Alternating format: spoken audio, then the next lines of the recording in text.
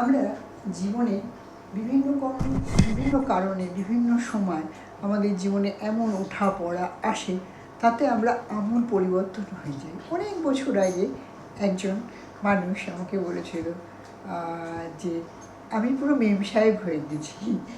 খুব হাসি পেয়েছিল, কেন আমাকে অনেক ছোটোবেলা থেকে চিনত। আমার পরিবর্তনটা সে দেখেছে, দেখে যখন আমাকে অনেক বছর বাদে দেখে তখন আর না চেপে রাখতে পারেনি, বলছে আপ তো মেম সাহেব হো গে। তো খুব হাসি পেয়েছিল আমার শুনে। অবজারভেশন ক্ষমতাটা আমাদের প্রত্যেকের আছে, আমরা অনেক সময় মুখের উপর বলতে পারি বা বলতে পারি না। যাই হোক, যে কোনো কারণেই হোক, অনেক কিছু বদলে যায় আমাদের জীবনে।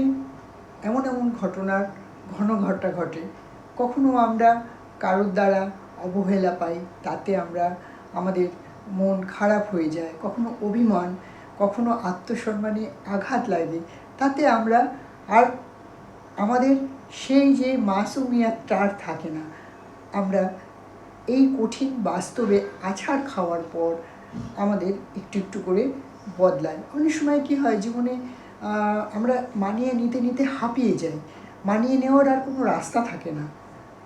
তখনও আমরা নিজেদেরকে পরিবর্তন করে ফেলি, নতুন একটা কলেবরে নিজেদেরকে নিয়ে চলে যাই। উপায় নেই, ধৈর্য আর রাখা যায় না, এমন এমন সব ঘটনা ঘটা চলতে থাকে। আমরা ইচ্ছে করলাম আর বদলে গেলাম, এরকম কিন্তু করা যায় না, এটা সম্ভব না। আপনি যখন জন্মেছিলেন আর যে বয়স অবধি আপনি বেঁচে থাকবেন, তার মধ্যে যদি আপনার একই রকমভাবে আপনার জীবনটা চলতে থাকে, তাহলে আপনার মধ্যে বদল আসবে না। বদল তখনই আসে যখন যে মানুষগুলোর জীবনে এইরকম ঘটনার ঘটা থাকে। কেউ প্রচণ্ড কষ্ট পায়, সেই কষ্ট থেকে বদলে যায়।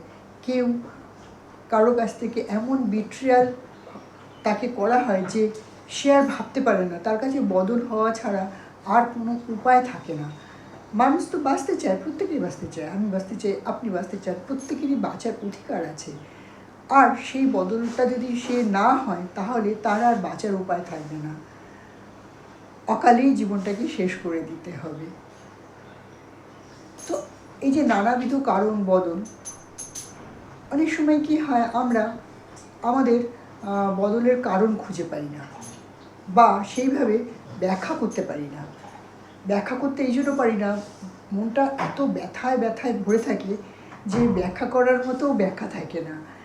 খুব কষ্ট পেলে বা খুব দুঃখ পেলে দেখবেন মানুষ আর সেটা আর খুব ব্যাখ্যা করে বলতে পারে না, তার চোখ মুখ লাল হয়ে যায় বলার সময়। দুঃখ পাওয়ার জন্য তো আমরা জন্মাইনি, বা দুঃখটাকে বয়ে বেড়াবার জন্য সারা জীবন বয়ে বেড়াবো তার জন্য না। তাই বদলটা খুব দরকার। আপনার জীবনে কেউ যদি আপনাকে খুব আঘাত করে, কেউ যদি আপনাকে কষ্ট দেয়, বা আপনার মানিয়ে নেওয়াটাকে মনে করে যে আপনার দুর্বলতা, আমি বলবো আপনি বদলে যান এবং নিজের জীবন নিজের মতো করে সুস্থ স্বাভাবিকভাবে, একটাই তো জীবন না, সেটাকে সুস্থ সুন্দরভাবে এগিয়ে নিয়ে যান। এগুলোর সাথে আপোষ করার কোনো মানেই হয় না।